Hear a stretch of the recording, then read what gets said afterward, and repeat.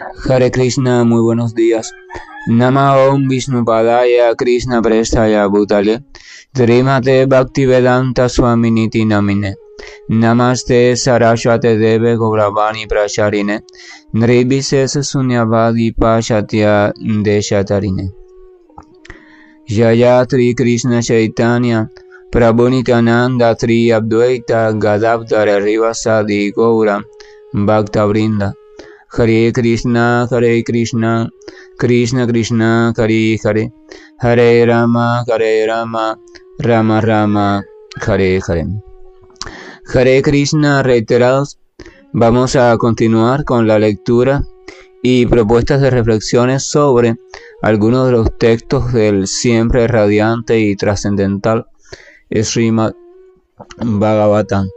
Vamos a recordar que el término de Srimad Bhagavatam se refiere a historias que indican algunas de las maneras en que el Señor y sus devotos puros o almas, grandes almas trascendentales que están siempre en su compañía, o sea que están siempre en constante y perfecto estado de conciencia de Krishna y de servicio amoroso hacia Él, algunas de las actividades que realizan. Y entonces, por tanto, esas actividades son virtuosas y aquel que va desarrollando verdadera fe en su corazón comienza a experimentar poco a poco toda la trascendencia que hay contenida en ellas, y eso empieza a ir purificando su corazón. Ese es el método del escuchar, o sea, el escuchar actividades relacionadas al Señor Supremo y a sus devotos puros, pero escucharlos con fe. Ese es el principio del Bhakti Yoga. Por ahí comienza el Bhakti Yoga, o el sendero de servicio devocional hacia el Señor Supremo. El método central que proponen las escrituras para que la criatura pueda retornar al estado original de conciencia de Dios o de conciencia espiritual. Ayer terminamos en el texto número 44 del capítulo 8 del primer canto del Srimad Bhagavatam, donde se explica lo siguiente. Sutta Goswami dijo: el Señor, escuchando así las oraciones de Kunti Devi, compuestas con palabras selectas para la glorificación de Él, sonrió dulcemente. Esa sonrisa era tan hechicera como su poder místico. En el día de ayer, analizando este verso, nos detuvimos prácticamente todo el análisis o reflexión en la cuestión de Krishna, la comprensión de Dios y a qué se refiere con el término Krishna, o a qué se refiere Kunti Devi cuando se dirige a Krishna, y quién es ese Krishna. Y vamos más allá del simple personaje histórico y vamos a la esencia, para que no haya confusión entre ustedes o a la hora de explicarles a otras personas con respecto al nombre de Krishna. O sea, ¿a qué se refiere Krishna? Veíamos que se refiere a la personalidad del Señor Supremo. La personalidad del Señor Supremo, esa personalidad es lo que recibe el nombre de Krishna. Aquí hay un fragmento muy hermoso, porque en ese texto dice que oyendo así las oraciones de Kunti Devi, compuestas con palabras selectas para la glorificación de Él. O sea, Kunti Devi no habló cualquier palabra al Señor como si fuera alguien común. Ella buscó palabras muy dulces, muy selectas, muy bien organizadas, poéticas. En sánscrito, cuando uno las lee en sánscrito, se escucha muy hermoso. ¿Y por qué hizo eso? ¿Por qué buscó palabras tan selectas? Porque eran como para organizar un regalo amoroso hacia su Señor, hacia su objeto de amor. Entonces, cuando uno piensa en hacerle un regalo, una ofrenda hermosa al ser amado, uno busca que el regalo sea hermoso, busca que el regalo sea agradable a aquella persona a quien se lo va a regalar. Entonces, si el regalo son palabras de despedidas u oraciones de súplica, uno lo hace tratando de ser, agradable. Y esa es la posición del devoto. Cuando el devoto va a hacer una referencia a su Señor o va a tratar de intercambiar con Él, trata de hacerlo de manera educada, agradable, hermosa, de manera tal que le esté entregando en forma de palabra todo su amor al propio Señor Supremo. Ese es el pensamiento, así es la cuestión del sentimiento del devoto. Entonces dice que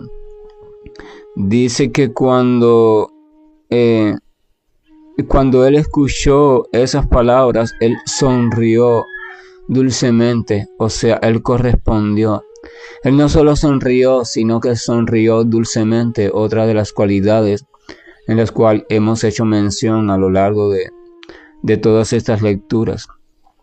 Es la dulzura. El Señor por naturaleza es dulzura plena. Dulzura plena. El devoto siempre ve en el Señor la fuente de dulzura. Todo lo que el Señor muestra, revela, explica, manifiesta en sí mismo, el devoto lo percibe como dulzura. El no devoto, o aquello que la literatura védica llama como asura, o sea, aquella entidad viviente que tiene una posición contraria a Dios, que siente odio hacia Dios, que siente envidia hacia Dios, que siente ira hacia Dios. Por supuesto, todo aquello que hable sobre Dios o toda aquella palabra del Señor va a provocar en él una perturbación. Entonces él nunca va a poder conocer el sabor dulce que tiene Dios, porque siempre está predispuesta, y esa figura nunca puede conocer a Krishna en su forma verdadera, dulce, amorosa, entregada, dócil, sino que siempre la ve como una forma hostil. Él siempre, en cualquier forma que él conciba a Dios, siempre lo va a concebir como el enemigo, como esto, como aquello, y siempre va a tener entonces un carácter agrio, hostil, cerrado, reacio. Pero al devoto siempre el Señor se lo manifiesta en formas extremadamente dulces. Y entonces dice, esa sonrisa era tan hechicera como su poder místico. Krishna es el dueño de los poderes místicos, tiene todos los poderes en sí. Pero sin embargo dice que su sonrisa, el simple hecho de sonreír levemente y mirar a aquella que le dijo palabras tan hermosas y sonreírle, regalar una sonrisa así, insinuarle una sonrisa maravillosa. Dice que ese simple hecho de ese poder, el poder de esa sonrisa es tan dulce que tiene el mismo poder que todos sus poderes místicos.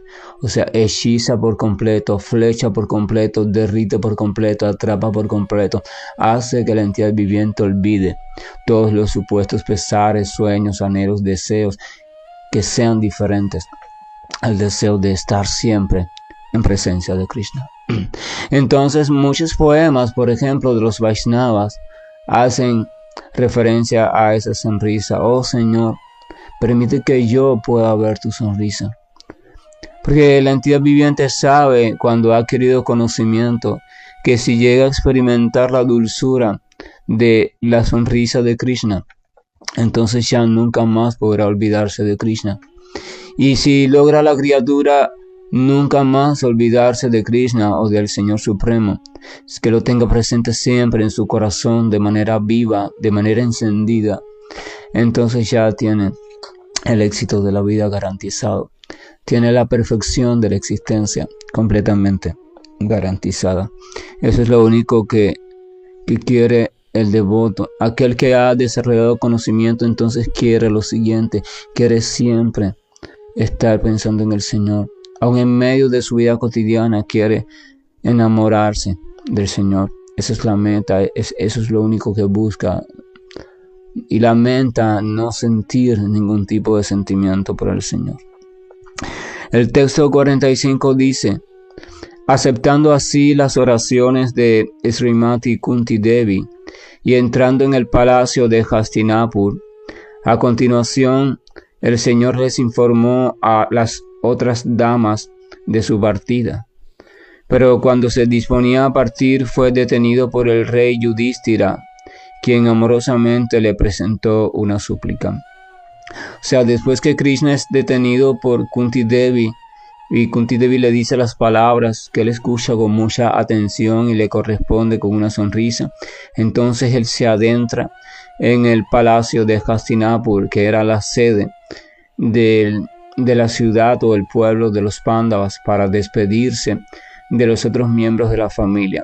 Y entonces cuando él entra allí, se adentra allí, se explica que él le informó a las demás damas que iba a partir, o sea, venía a despedirse. Pero dice que cuando se disponía a partir fue detenido, o sea, lo interceptó el rey Yudhishthira, el rey de los Pándavas.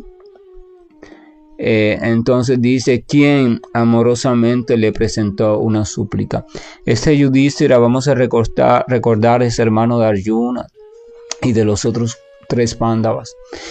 Y se dice que era la personificación de la religión también, o sea, era un rey muy prudente, era un rey muy entregado, muy justo, muy sabio, muy misericordioso, muy compasivo. Era un rey muy recto también en cuanto al Dharma, o sea, en cuanto a tomar decisiones que estuvieran en concordancia con la sabiduría y los buenos procederes. Pues este rey lo interceptó. Yudhishthira quedó muy afectado porque las personas que están guiadas por la modalidad de la bondad pura en su mente y en su corazón en este mundo material, siempre son afectadas por cualquier perturbación. Ellas siempre están creyéndose que son los culpables de cualquier afectación que otro pueda sufrir. O sea, ellas siempre creen, por ejemplo, si hay una discordia o un malentendido, creen que fueron los culpables, que fueron ellos quienes los causaron. Si alguien está sufriendo allí cerca de ellos creen que ellos son los culpables, que lo causaron. O sea, ellos siempre, por ejemplo, la tendencia en el mundo material de las personas muy materialistas y alejadas del camino de Dios es siempre echarle la culpa a la otra persona. No, es la otra persona la culpable. No, fue la otra persona quien hizo que saliera mal. No, esto yo lo hice así por culpa de la otra persona. O sea, la tendencia es siempre echarle la culpa a otro, y entonces es muy difícil encontrar a una persona que diga no, la responsabilidad es mía. No, solamente yo soy el culpable de que eso haya salido mal. No, mira, fui yo quien dejó esto en tal lugar y por eso se rompió. O sea, y eso es una cualidad muy valorada, pero muy difícil de encontrar, cada vez más difícil de encontrar en este mundo. Pero las personas que están dominadas o predominadas por la bondad pura en su corazón no tienen ningún reparo en decir fui yo el culpable. Pero incluso más, siempre se consideran a ellos el causante de cualquier tipo de problema.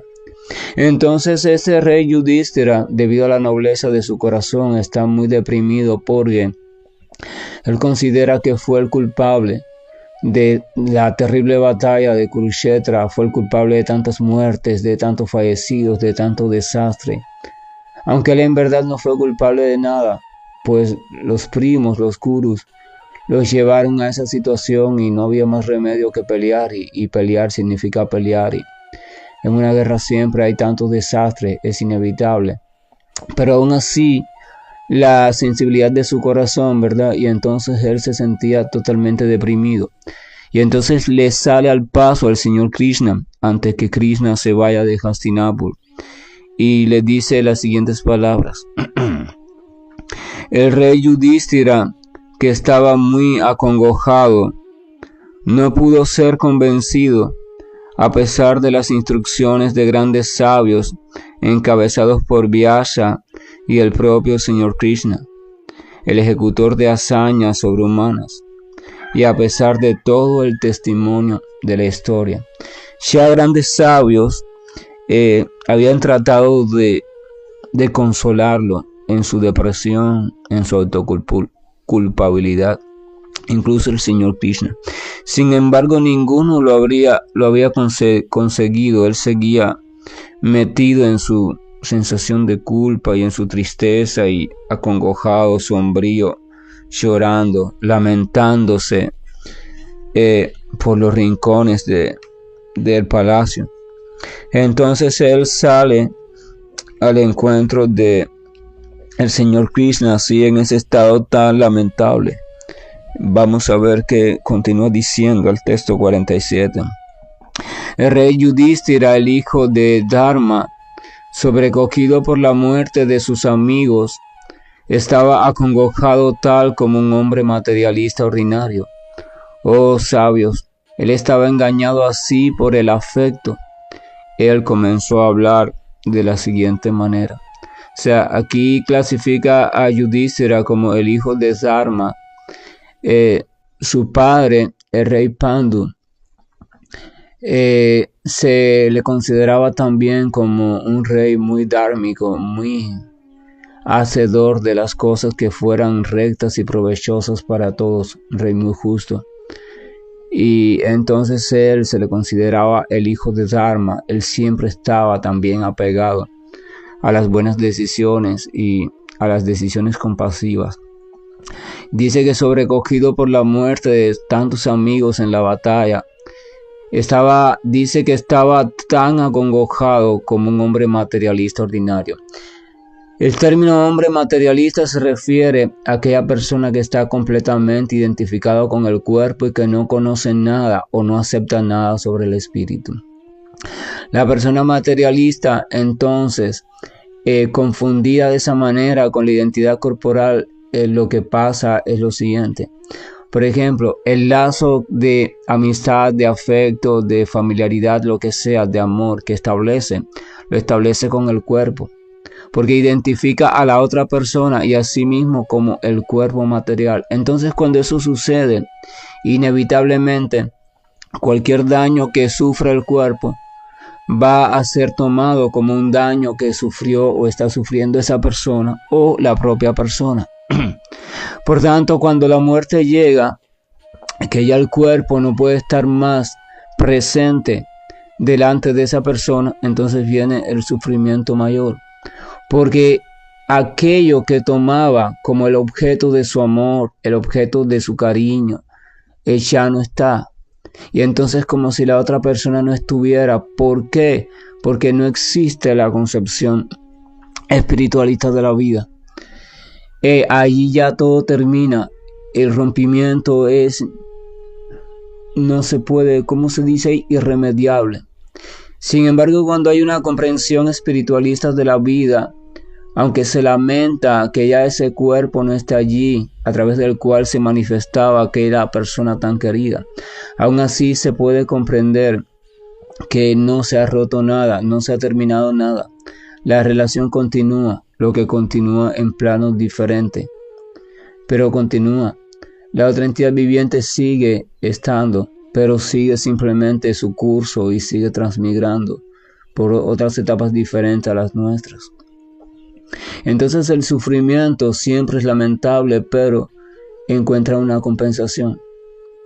Pero dice que Yudhishthira, a pesar de él tener formación espiritualista y de ser un devoto, aún así su lazo era tan fuerte con aquellos que murieron en la batalla que no encontraba ningún modo de salir de esa oscuridad de tristeza. Entonces dice el texto 48, el rey Yudhishthira dijo: oh, qué destino el mío, soy el más pecador de todos los hombres. Tan solo observen mi corazón, que está lleno de ignorancia. Este cuerpo, que en fin de cuentas es para otros, ha matado a muchísimas falanges de hombres. O sea, Yudhishthira comienza diciendo: oh, qué destino el mío. O sea, es una frase muy dramática. Soy el más pecador de todos los hombres. En verdad él no era ningún pecador. Imagínense, el hijo de Dharma. Dice: tan solo vean mi corazón que está lleno de ignorancia. Este cuerpo, que en fin de cuentas es para otros. ¿Qué pasa? Por ejemplo, Yudhishthira está cumpliendo la función de rey en la sociedad védica y es como debería ser el líder, el rey, el presidente. Supuestamente debe vivir para su pueblo. O sea, por eso él explica este cuerpo que a fin de cuentas es para otro. O sea, la razón de ser de los puestos de un líder es defender los intereses de a quienes él representa y velar porque esos intereses se mantengan correctos, o sea, se mantengan en el buen camino. Por eso él dice que este cuerpo que es para otros, o sea, este cuerpo que yo tengo, que mi deber es utilizarlo para el bien de los demás, y miren, sin embargo, lo he empleado para matar tantas personas en la guerra. Repetimos que este hecho es inevitable. Yudhishthira también, como rey guerrero, tenía que participar en la guerra e inevitablemente tenía que matar personas en la guerra. Y porque así es la cuestión de la guerra. Pero no era una guerra por avaricia, no era una guerra para robar territorios, no era una guerra por simple vicio de matar. Era una guerra para defender la integridad de un pueblo, que era un pueblo recto, entregado al Señor, un pueblo manso, humilde y honrado. Se necesitaba defender ese pueblo, se necesitaba que la tierra conservara sobre ella a personas así, o de lo contrario la tierra se perdería por completo. El rey Yudhishthira tenía como deber luchar, y luchar implicaba inminentemente matar. No se puede luchar en una guerra y al mismo tiempo ser, desde el punto de vista objetivo, o sea, material, no violento. No, luchar significa luchar. Ahora, la cuestión no está en tu acto, la cuestión está en lo que te mueve a hacer el acto. O sea, tu corazón tiene que seguir siendo recto, compasivo y saber que el motivo que te lleva a hacer lo que vas a hacer es un motivo completamente en concordancia con algo justo, con algo aprobado por el propio Señor Supremo. Entonces el texto 49, la hoja, el texto 49 dice lo siguiente: yo he matado a muchos niños, brahmanas, bienquerientes, amigos, padres, preceptores y hermanos. Aunque yo viva millones de años, no me libraré del infierno que me aguarda por todos esos pecados. Yudhishthira empieza a mencionar, por supuesto, lo que las escrituras dicen. Las escrituras dicen que si, por ejemplo, una persona mata a un brahmana o a un sacerdote o a una persona que está encargado de guiar al pueblo en la sabiduría, entonces esa persona va a recibir el peor de los castigos y tendrá que deambular por estados de conciencia muy lamentables e infernales durante muchas vidas. Entonces él está diciendo: ay, mi madre, yo he matado brahmanas. La escritura también condena, por ejemplo, cuando uno mata a un niño, cuando uno mata también a personas que son padres e hijos, cuando mata a maestros y condena todo eso. Entonces él dice: bueno, yo estoy embarcado porque mira, yo he tenido que matar a todos estos. Pero el término de la escritura siempre va acompañado de una clave, que es la clave de cuando uno mata o uno ejecuta esos actos de modo innecesario, o sea, cuando los ejecutas por un motivo personal, por un motivo individual, por un motivo egoísta. Pero en el caso de la batalla de Kurukshetra no se cumplía nada de eso. Ni era un motivo egoísta, ni era un motivo personal, ni era un motivo de ambición, ni era un motivo, no. Era simplemente el motivo de defender al pueblo del Señor. Defender al pueblo del Señor, de hecho, estaba aprobado por el propio Señor Krishna. Los Pándavas hicieron todo lo posible porque esa guerra no sucediera. Pero para que una guerra no suceda, tú necesitas que el otro bando también llegue a la comprensión de que van a hacer todo lo posible porque no suceda. Pero si el otro bando insiste y ataca y agrede, ya tienes dos opciones. O dejas que arrasen completamente con tu pueblo, o simplemente el pueblo se prepara y se defiende. Así. Y evidentemente si se defiende, trae todos estos problemas. Entonces él está allí en esa situación. O sea, no me libraré del infierno que me aguarda por todos estos pecados. Continúa diciendo: un rey que está dedicado a mantener a sus ciudadanos y mata por la causa justa, no incurre en pecado. pero a mí no se me puede aplicar ese precepto. O sea, él sigue pensando que él no lo hizo por una causa justa, que él cometió un pecado. Porque fíjense cómo él también cita aquí un fragmento de la escritura que dice que cuando un rey está dedicado a defender su pueblo, a mantener la quietud de sus ciudadanos, incurre en un crimen, o sea, mata por causa justa, entonces no hay ningún tipo de pecado. O sea, él mismo está citando una frase que lo justifica, pero sin embargo en su mente él no ve que esa frase lo justifica. Y eso es una cualidad también de la persona que está en la modalidad de la bondad. Él nunca ve aquello que lo defiende a él. Él siempre ve aquella parte supuestamente mala que cometió y se lamenta por eso. Y eso habla de la nobleza que hay en su corazón. Continúa diciendo el texto número 51. Yo he matado a muchos amigos de mujeres y he provocado con ellos enemistad hasta tal punto que no es posible repararlo por medio de obras de beneficencia material. Así como no es posible filtrar agua enlodada a través del lodo, ni purificar con vino una vasija manchada de vino.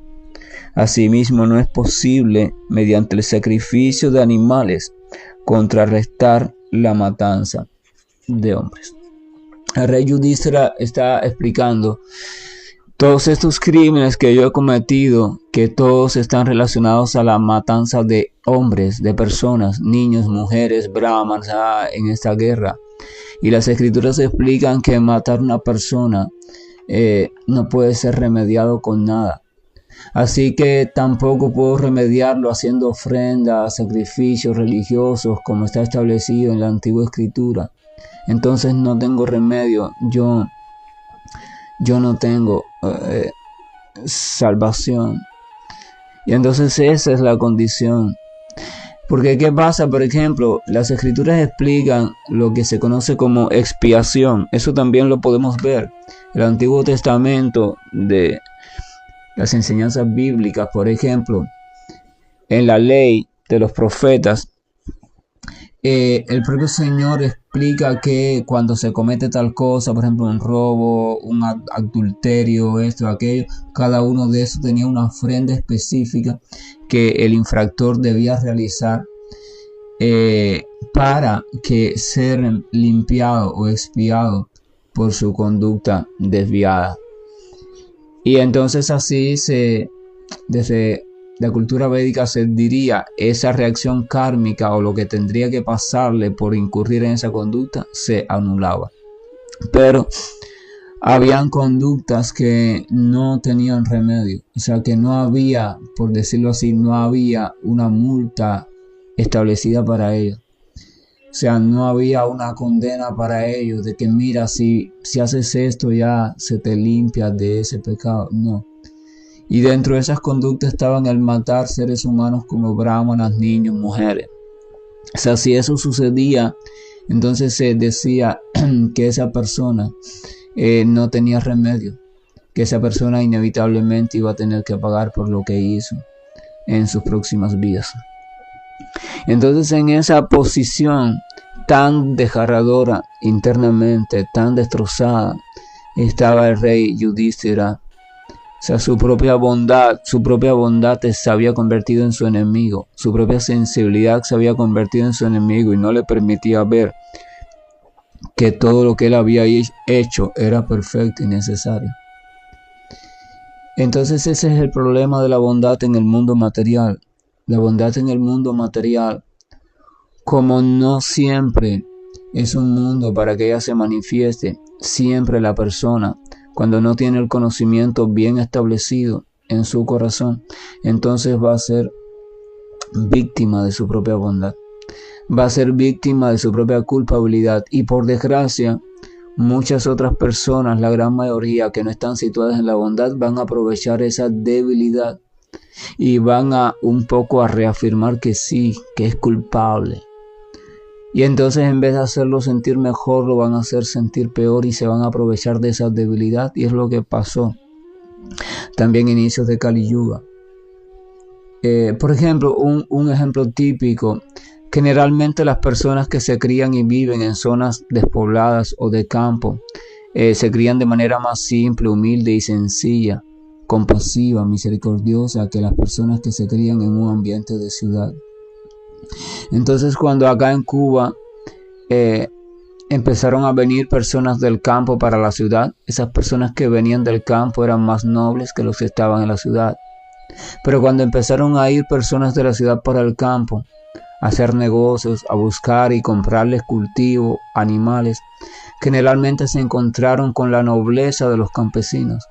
Y muchos de ellos, mezquinamente, se aprovecharon de esa nobleza para pagarle los animales y las cosechas a un precio mucho menor del que era justo, o incluso para estafarlos con billetes falsos, o para estafarlos con bultos de billetes donde los primeros eran billetes y los de abajo no, eran papeles en blanco.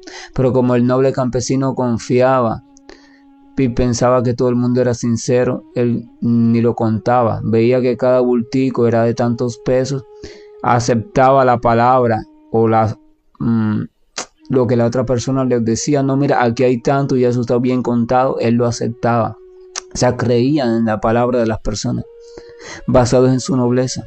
Pero esa nobleza la fueron usando las otras personas contra el propio campesino. Lo engañaron, lo estafaron, lo hicieron. Y entonces eso hizo que muchos de ellos empezaran a reaccionar y empezaran a dejar la nobleza a un lado, a sacrificar su nobleza y a tratar de convertirse también en gente que siempre estuviera desconfiando, Y entonces así el ser humano en su mayoría se fue transformando. Sacrificaron su nobleza, sacrificaron su bondad, porque el mundo material no es un mundo diseñado para funcionar en bondad pura. Por eso la bondad pura, pertenece únicamente al mundo espiritual. Solamente allí es donde puede funcionar. No hay manera en que toda la humanidad en el mundo material, condicionada por los afanes del mundo material, donde está el concepto de el yo y lo mío, o sea, yo soy esto, yo soy aquello, y esto es mío, ya el simple concepto de lo mío va en contra de la modalidad de la bondad pura, porque en la modalidad de la bondad pura no existe lo mío. No hay tal cosa como esto es mío. No hay tal cosa como yo soy el dueño de eso. Sino que hay una comprensión de que todo pertenece al Señor. Y el Señor tiene todo dispuesto para que todos en armonía podamos subsistir y todos podamos ayudarnos los unos a los otros. Entonces eso no es posible. Entonces el mundo material está hecho de ego falso. Y mientras que el ego falso existe y dirige la vida de la entidad viviente, no hay posibilidad de bondad pura. Pueden haber asomos de bondad, características de bondad en diferentes áreas de tu vida, pero siempre va a haber algún área que va a salir, o la pasión o la ignorancia, con el esto es mío o esto es verdad, o el querer tener lo que supuestamente otro tiene. Esa es la cuestión. Y así es el mundo material. Entonces, si la entidad viviente está diseñada para vivir en bondad pura, y esa bondad pura no es posible en el mundo material dominado por el ego falso, eso significa que la única solución que tiene la entidad viviente es trascender el mundo material y acceder, conocer el plano de conciencia espiritual y comenzar a establecerse en ese plano de conciencia. Y esa es la cuestión. Entonces la cuestión es acceder, conocer, entrenarse, ser guiado hacia cómo es que yo llego o cómo es que yo comienzo a vivir poco a poco en el plano de conciencia de Dios o en el plano de conciencia de Krishna. Aquí termina el capítulo número 8 del Srimad Bhagavatam. Entonces vamos a ver después en el capítulo número 9 cómo es que solucionan esta depresión de Rey Yudhishthira y quién es quien la soluciona y por qué es que la soluciona de esa forma tan maravillosa que va a hacerlo, o mediante la cual va a solucionarlo. Si el Señor lo permite, esto lo comenzaremos a ver mañana. Que la gracia y el amor de nuestro amoroso y siempre gentil Señor nos acompañe. Que tengamos la maravillosa suerte de todos los días poder tener la intención de apartar un tiempo para tratar de buscar a nuestro Señor a nivel personal acá en nuestro corazón y tratar de dirigirle la súplica de que por favor, Señor, permite que aún en medio de mis imperfecciones, aún en medio de mi oscuridad e ignorancia, yo pueda ir dedicando una parte de mis deseos a obtenerte, a encontrarme contigo, a sentirte en mi vida y que mi fe en ti se vaya fortaleciendo en la medida que yo voy escuchando cada día también sobre ti. No permita, Señor, que diferentes teorías y tendencias vengan a crear contradicción en mi corazón. No permitas que vengan a crear conflictos en mi mente, sino que yo centre simplemente en mi mirada con certeza en tus pies maravillosos. Que comprenda que tú existes como persona, la persona suprema, y que eres dulce y amoroso. Y que piense yo en esa sonrisa de la cual habla la reina Kunti. Y que me centre simplemente en ti. Sea así, ese es el fin, centrarme en ti, entregarme a ti, y todas las otras discusiones filosóficas, de doctrinas, de tendencias, de caminos religiosos, que no me interesen, Señor. Que me interese simplemente el experimentarte, el vivirte, en sentirte a nivel personal. Esa es la cuestión. Lo demás es simplemente pérdida de tiempo y es manifestación de ego falso constantemente.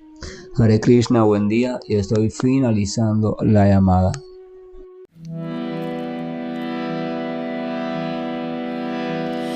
Hare Krishna.